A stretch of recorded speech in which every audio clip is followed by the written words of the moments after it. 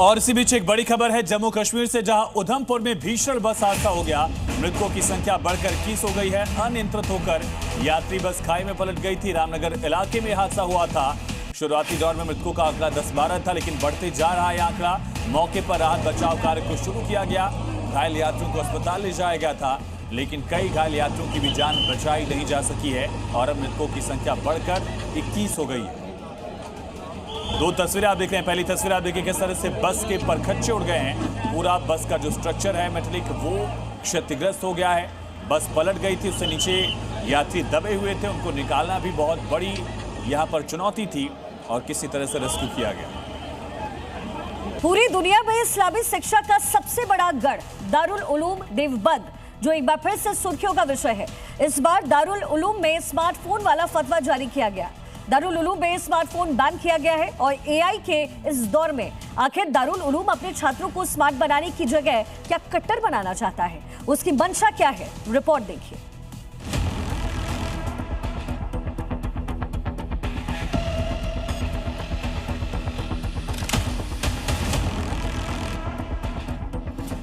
देवबंद का स्मार्टफोन वाला फतवा।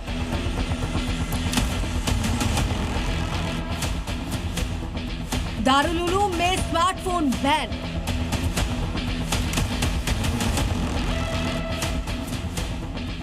इस्लामी शिक्षा के नाम पर छात्रों को स्मार्ट नहीं कट्टर बनाया जा रहा है।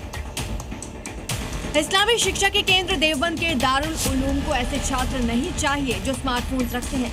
इसके लिए बाकायदा इस्लामी छात्रों के वास्ते एक गाइडलाइन जारी की गई है। उसमें साफ साफ लिखा है कि दारुल उलूम के शागिर्द स्मार्टफोन का इस्तेमाल नहीं कर सकते। किसी भी शागिर्द के पास स्मार्टफोन मिलता है तो उसे जब्त कर लिया जाएगा। देवबंदी उलेमा मौलाना कारी इसहाक गोरा का कहना है, इस फरमान का साफ साफ मतलब है कि जो भी देवबंद के दारुल उलूम में पढ़ना चाहता है वो स्मार्टफोन को भूल जाए। सवाल ये है कि क्या इस्लामी शिक्षा के नाम पर यहाँ छात्रों को स्मार्ट नहीं बल्कि कट्टर बनाया जा रहा है। दारुल उलूम में स्मार्टफोन बैन। तालीम के नाम पर स्मार्टफोन बैन किया। दारुल उलूम मैनेजमेंट ने फरमान जारी किया, दाखिला चाहिए तो स्मार्टफोन मत रखो। किसी छात्र के पास स्मार्टफोन मिला तो जब्त कर लिया जाएगा। फोन मिला तो छात्र का नाम काट दिया जाएगा। स्मार्टफोन पर पाबंदी के पीछे दलील दी जा रही है कि छात्र मोबाइल देखने में ऐसे मशगूल हो जाते हैं कि उनका पढ़ाई पर ध्यान नहीं रहता। इसलिए देवबंदी उलेमा स्मार्टफोन इस्तेमाल पर पाबंदी को सही ठहरा रहे हैं। लेकिन सवाल ये है कि आज के जमाने में जहां बच्चे कंप्यूटर, इंटरनेट, मोबाइल ऐप्स के जरिए पढ़ाई करके देश दुनिया में अपना मुकाम बना रहे हैं, वहां ये फैसला कितना सही है। विवादित रहा है देवबंद का इतिहास। दारुल उलूम पहले भी फतवे जारी करता रहा है। मुस्लिम महिलाओं के मेहंदी लगवाने पर फतवा, दूसरे मर्दों से चूड़ियां पहनने को लेकर फतवा, सीसीटीवी लगवाना गैर इस्लामिक मानता है। दारुल उलूम जीवन बीमा को नाजायज मानता है। सोशल मीडिया पर पोस्ट करना गैर इस्लामिक मानता है। मुस्लिम महिलाओं के पहनावे पर भी फतवा जारी किया।